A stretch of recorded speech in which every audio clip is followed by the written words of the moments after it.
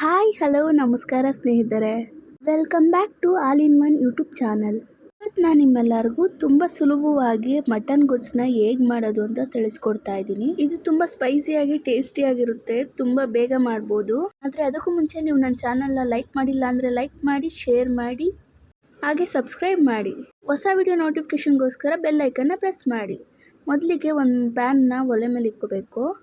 ಅದಕ್ಕೆ ಒಂದು 2-3 ಸ್ಪೂನ್ ಆಗುವಷ್ಟು ಎಣ್ಣೆನ ಹಾಕ್ಕೋಬೇಕು.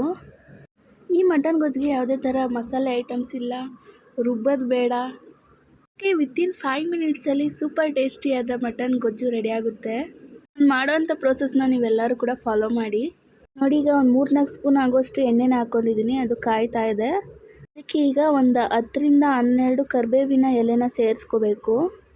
ಅದು ಚಿಟಪಟ ಅಂದ ನಂತರ ಸಣ್ಣಗೆ ಹೆಚ್ಚಿಕೊಂಡಂಥ ಕೊತ್ತಂಬರಿ ಸೊಪ್ಪನ್ನ ಕೂಡ ಸೇರಿಸ್ಕೋಬೇಕು. ಎಲ್ಲ ಸೇರಿಸುವಾಗ ಲೋ ಫ್ಲೇಮ್ ಇರಬೇಕು. ಅದಾದ ನಂತರ 2-3 ಸಣ್ಣಗೆ ಉದ್ದಕ್ಕೆ ಹೆಚ್ಚಿಕೊಂಡಂಥ ಈರುಳ್ಳಿನ ಸೇರಿಸ್ಕೊತಾ ಇದ್ದೀನಿ. ಈರುಳ್ಳಿ ಚೆನ್ನಾಗಿ ಫ್ರೈ ಆಗಬೇಕು ಎಣ್ಣೆಯಲ್ಲಿ. ಆಮೇಲೆ ಇದಕ್ಕೆ ಉದ್ದಕ್ಕೆ ಕಟ್ ಮಾಡಿ ಇಟ್ಕೊಂಡಂಥ 2 ಹಸಿಮೆಣ್ಸಿನ್ಕಾಯಿನ ಸೇರಿಸ್ತಾ ಇದ್ದೀನಿ.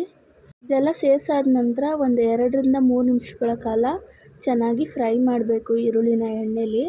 ಸ್ವಲ್ಪ ಹಸಿ ವಾಸನೆ ಎಲ್ಲ ಹೋಗಬೇಕು ನೀಟಾಗಿ. ಈರುಳ್ಳಿ ಎಣ್ಣೆಲಿ ಫ್ರೈ ಆದ ನಂತರ 2-3 ಮೀಡಿಯಮ್ ಸೈಜ್ ಟೊಮೊಟೊನ ಸಣ್ಣಗೆ ಕಟ್ ಮಾಡಿಕೊಂಡಿದ್ದೆ, ಅದನ್ನು ಸೇರಿಸ್ಕೊಂಡಿದ್ದೀನಿ.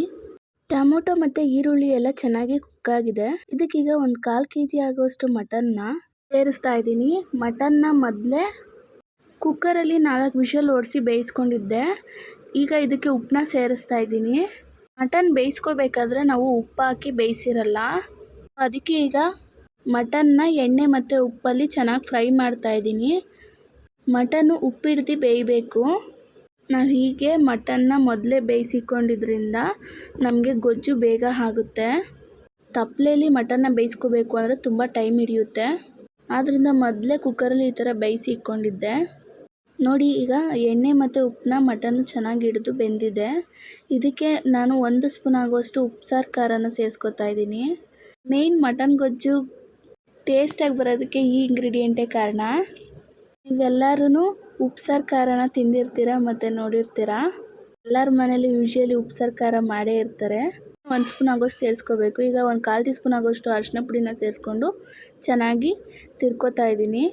1 ಸ್ಪೂನ್ ಆಗೋಷ್ಟು ಉಪ್ಸಾರು ಖಾರ ಎಷ್ಟು ಟೇಸ್ಟ್ ಕೊಡುತ್ತೆ ಅಂತಂದರೆ ನೀವು ಮಾಡ್ಕೊಂಡು ತಿಂದಾಗಲೇ ಇದು ಗೊತ್ತಾಗೋದು.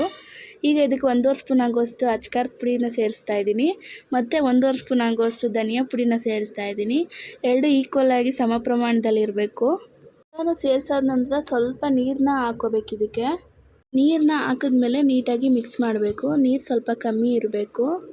ಈ ಗೊಜ್ಜು ಗಟ್ಟಿಗೆ ಇದ್ದರೆ ಚೆನ್ನಾಗಿರುತ್ತೆ. ನೋಡಿ, ಎಷ್ಟು ಕಲರ್ಫುಲ್ಲಾಗಿ ಕಾಣಿಸ್ತಾ ಇದೆ ಅಲ್ಲ. ಇದನ್ನೊಂದು 5 ನಿಮಿಷ ಮಳ್ಳೋದಕ್ಕೆ ಬಿಡಬೇಕು. ಚೆನ್ನಾಗಿ ಮಳ್ಳಬೇಕು. ಇದು ಖಾರದ ಪುಡಿ ಹಸಿ ವಾಸನೆ ಎಲ್ಲ ಹೋಗೋ ಥರ ಮಾಡಬೇಕು. ನೋಡಿ ಸ್ನೇಹಿತರೆ, ಇದು ಈಗ ಚೆನ್ನಾಗಿ ಮಳ್ತಾ ಇದೆ. ಇದಕ್ಕೆ ಲಾಸ್ಟಲ್ಲಿ ಉಪ್ಪು ಹಾಕೋಂಗಿಲ್ಲ, ಯಾಕಂದರೆ ಫಸ್ಟೇ 1 ಸ್ಪೂನ್ ಉಪ್ಪು ಹಾಕಿರ್ತೀವಿ ಮತ್ತು ಉಪ್ಸಾರು ಖಾರದಲ್ಲೂ ಕೂಡ ಉಪ್ಪಿರುತ್ತೆ. ಇವಾಗ ಮತ್ತೆ ಉಪ್ಪನ್ನ ಸೇರಿಸಿದ್ರೆ ತುಂಬ ಜಾಸ್ತಿ ಉಪ್ಪಾಗ್ಬಿಡುತ್ತೆ. ಅದಕ್ಕೆ ನಾನು ಲಾಸ್ಟಲ್ಲಿ ಉಪ್ಪನ್ನ ಸೇರಿಸ್ತಾ ಇಲ್ಲ. ಉಪ್ಸಾರು ಖಾರ ಅಂತೂ ಈ ಗೊಜ್ಜಿಗೆ ತುಂಬ ಅಂದರೆ ತುಂಬ ಒಳ್ಳೆ ಟೇಸ್ಟ್ ಕೊಡುತ್ತೆ. ಒಂದೇ ಒಂದು ಸಲ ಆದರೂ ನೀವು ಮನೇಲಿ ಇದನ್ನು ಟ್ರೈ ಮಾಡಿ. ಹೇಗಿತ್ತು ಅಂತ ಕಮೆಂಟ್ ಬಾಕ್ಸಲ್ಲಿ ಕಮೆಂಟ್ ಹಾಕಿ. ಟೈಮ್ ಇಲ್ಲದೆ ಹೋದಾಗ ಮತ್ತು ಕೆಲ್ಸಕ್ಕೆ ಹೋಗೋರು, ಆಫೀಸ್ಗೆ ಹೋಗೋರು ಈ ಪ್ರೋಸೆಸ್ನ ಫಾಲೋ ಮಾಡಿದರೆ ಖಂಡಿತವಾಗ್ಲೂ ಅಡುಗೆನ ಬೇಗ ಮಾಡ್ಕೋಬೋದು.